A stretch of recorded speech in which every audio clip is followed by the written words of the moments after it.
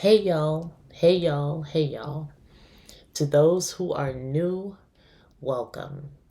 To those who are not new, welcome back. For all of y'all, however this finds you, I hope it finds you well. I am so grateful to have you here. Y'all, I'm not going to be on here for a long time, but I am going to be on here for an empathetic time. And that is because the YouTube gods or demons brought to me this video that I could not ignore. The title of the video is 57 and Broke. There is a lot happening right now, as we all know, but that stopped me in my tracks. Celeste has a way bigger following than I have, so she doesn't need me to tell you about this video. Likely by the time you see this video, you would have already seen Celeste's. Apparently, Celeste is a woman who decided that she wanted to step out on faith and follow her dream. I've just watched 2 of the videos on her channel. Celeste decided to move from Mississippi to Atlanta at a late stage in her life. To fate that followed was and is devastating. I'm going to share some of Celeste's story. Please indulge me for longer than 2 minutes and 30 seconds. Y'all, there's so many different things about Celeste's story. Our country celebrates all that is young and vibrant and youthful and energetic. The fact is that one day all of us, we should hope, are going to be old. All of us. I don't know how someone who is almost 60 years old and who has worked can not have a full support system, or for the support system to be so fragile. I wanted to jump on. And as you all know, one of my slogans is truth, transparency, and triumph. And I have, been wanting to share things, but it is difficult because I battle with who's going to watch it? Is my family going to see this? Are those quote unquote so-called friends or my foes, whatever, going to see this? But I also say, which is my tagline, I tell my truth without shame and guilt so you can tell yours. Well, I'm going to start. It has been really tough for me, and because of some decisions that I have made that I regret making. I always talk about Atlanta, and I feel like when I left my corporate job making a good salary and decided to chase a dream, thinking everything would fall into place, things would be in order, my life blew up. It has not been the same in 3 years. Reality is something else. I recognize that most of it is my doing and undoing. And honestly, I really want God to wave a magical wand and take me back to the day I was going to resign and listen to the advice I was given. But I didn't, because I think I'm grown and I have the answers. And I found out I don't. The scary part about it is, even if I had made what I thought would be the perfect decisions, it doesn't mean anything would have ended up differently. I still could have been in this predicament. I didn't see this coming. I thought I had prepared, and evidently I did. I'm on the latter half of my life. And sometimes I think and ask myself, what was I thinking? Was it really that important to you? Could you not have just kept it going and done this later? But I didn't. So I stepped out. I believed everything would fall into place and I would be okay. And y'all, when God tells you something, listen and be obedient to it. And I didn't. And I know that is part of the reason I'm having issues today. When I left to go to Atlanta to pursue acting, I kept hearing, you're not going to need to look for a job. You're not going to need to look for a job. And unbeknownst to me, he had something waiting for me. Before I left, Someone here in Memphis connected me to somebody in Atlanta about, working a job. And I started going through the process, the interview, filling out the application, and able to do the job. It was something that was right up my alley. Unfortunately, I allowed myself to I self-sabotaged. And I said, you know what? I can't do this job. I'm going to be acting. I don't know when I'll need off, when I'll do this, A, B, C, and D. I'm thinking it's going to be okay. You'll get someplace steady, consistent.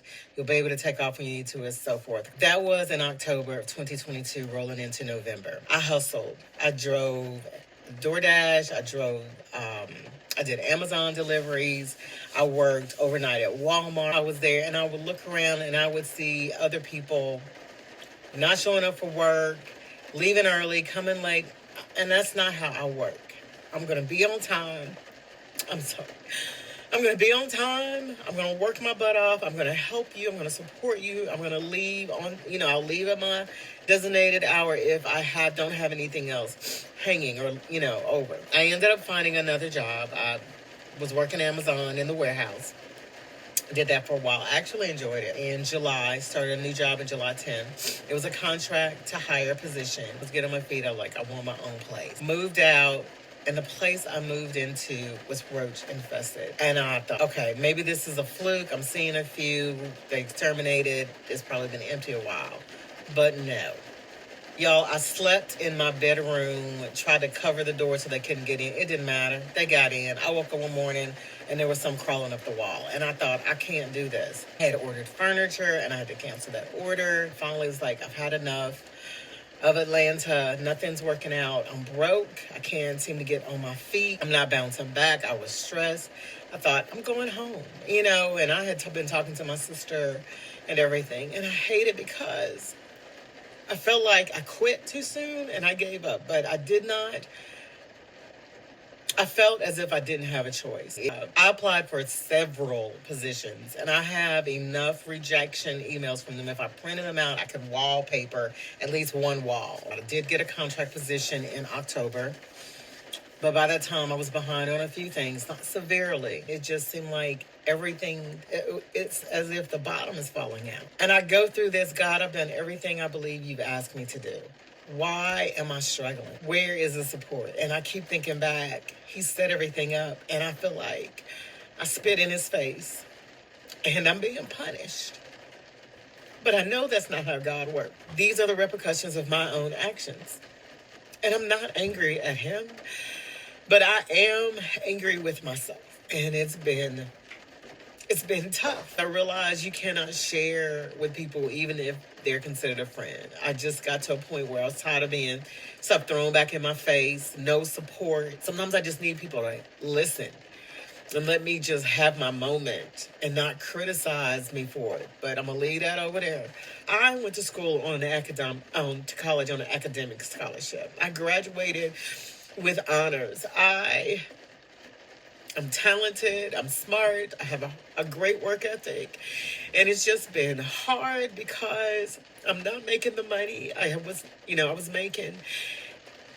But God knows I am so grateful to be working. My credit has tanked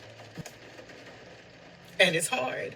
And I think, oh my gosh, I am 7 years on the other side of 50 and waiting for this to work out is hard.